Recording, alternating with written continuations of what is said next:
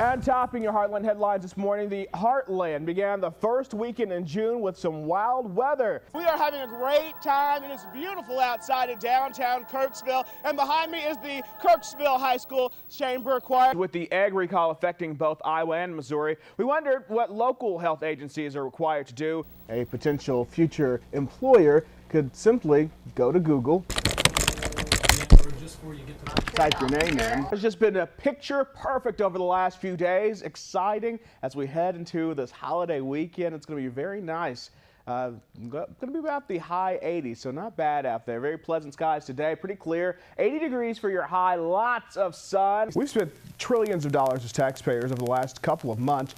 How are you going to pay for all of this for the future? How are we going to get out of this debt? Normally, you put a two-term incumbent up, and they're probably going to get their seat. Those concerned citizens are doing something. They're inviting everyone to a town hall meeting concerning drug and alcohol abuse. Marlene, you could see his signs all over the place, just like everybody else's signs, of course. And even though some folks couldn't immediately place the name Wyatt with the face, it's this new product called Bogamadu. What if you could improve your posture, strengthen your lower back, and firm your butt and calf muscles just by walking? Well, we are joined this morning by the Queen of Fitness, Miss Denise Austin. Even though the president's ethanol plant event was by invitation only, that didn't discourage hundreds of citizens from gathering outside just to catch a glimpse of Mr. Obama's motorcade. I was outside with the spectators and have a look at why it was so important for them to be there.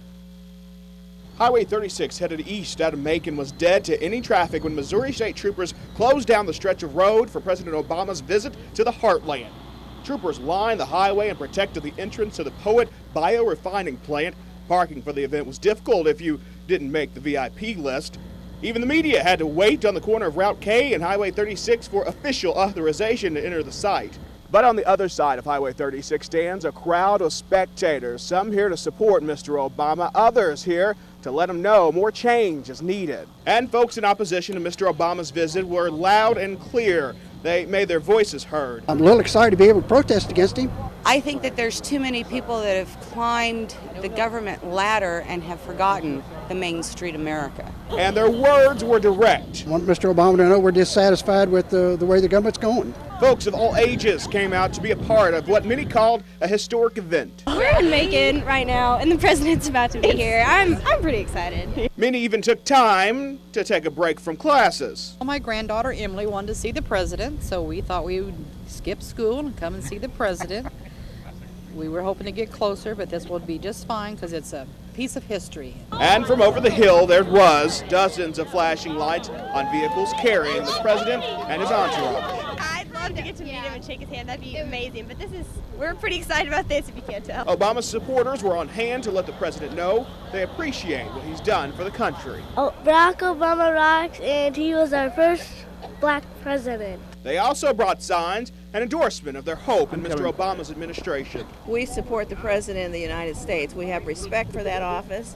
And I'm ashamed, as I have told some of the people here that have these signs that are against the President, I'm ashamed for Macon Countyans that they show that Lack of disrespect for the President of the United States. But just as quickly as he arrived, the president was gone. And how about those seats in the nosebleed section? Yes, it was worth it. It was awesome. I got my pants wet to see the president. I was so happy. I skipped school for this. It was worth it.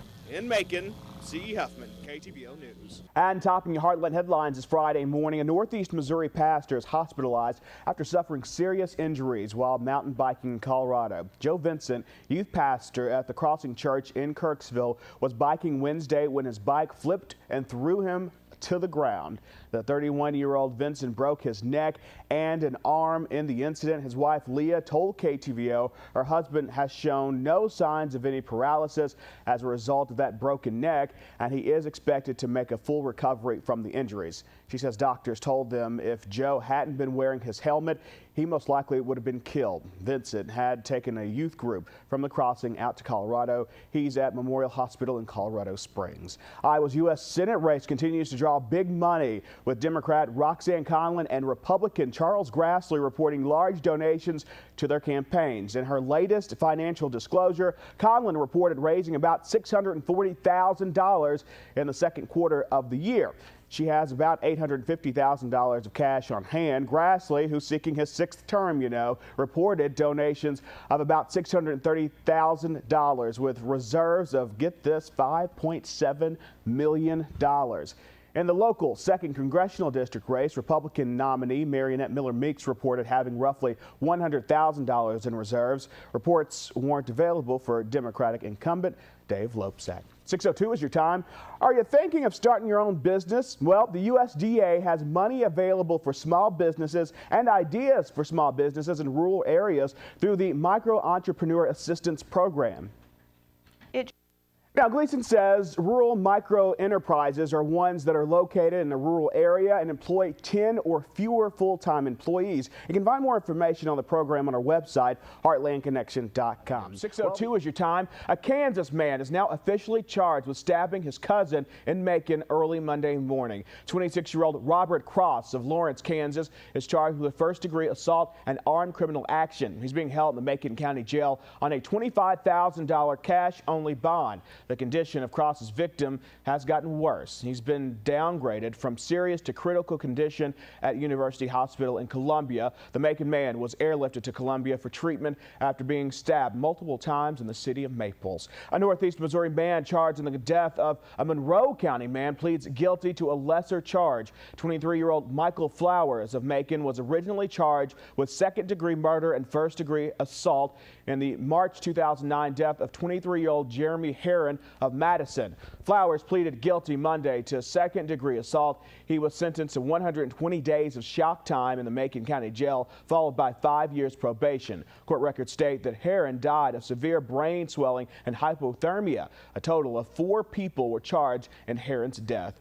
A Northeast Missouri woman could be facing jail time after pleading guilty in Adair County Circuit Court. 26-year-old Melissa Songer of Kirksville was charged with 1st-degree statutory rape after allegedly having sex with someone under the age of 14. However, after consulting with the victim's family, prosecutor Matt Wilson agreed to allow Songer to plead guilty to the lesser charge of 2nd-degree statutory rape. The prosecution is asking for a maximum sentence of 7 years in prison. Songer will be sentenced on August 6th. In southeast Iowa, the Des Moines River has been on the rise, and many areas are seeing standing water in neighborhoods and parks. One example is Union Park on West Main Street in Ottumwa. Much of the ground was still completely saturated yesterday afternoon. There was also a report that a house was completely surrounded by water at 7 a.m. on the west end of the city.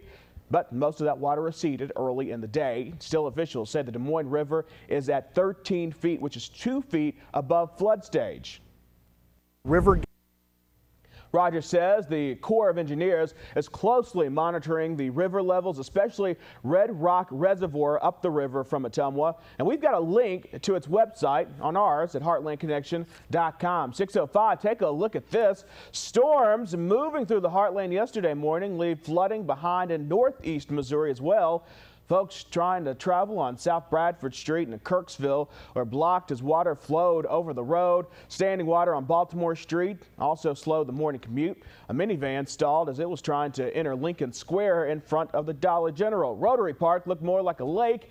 Water rose to the seats of the picnic tables, and the water was so high in some places and almost covered the disc golf baskets. Hopefully it won't be too wet today. Nathan's going to let you know in the exclusive AccuWeather forecast as you take a look at the wind blowing on our Kirksville Regional Airport sky cam. It is 6:06. We'll be right back.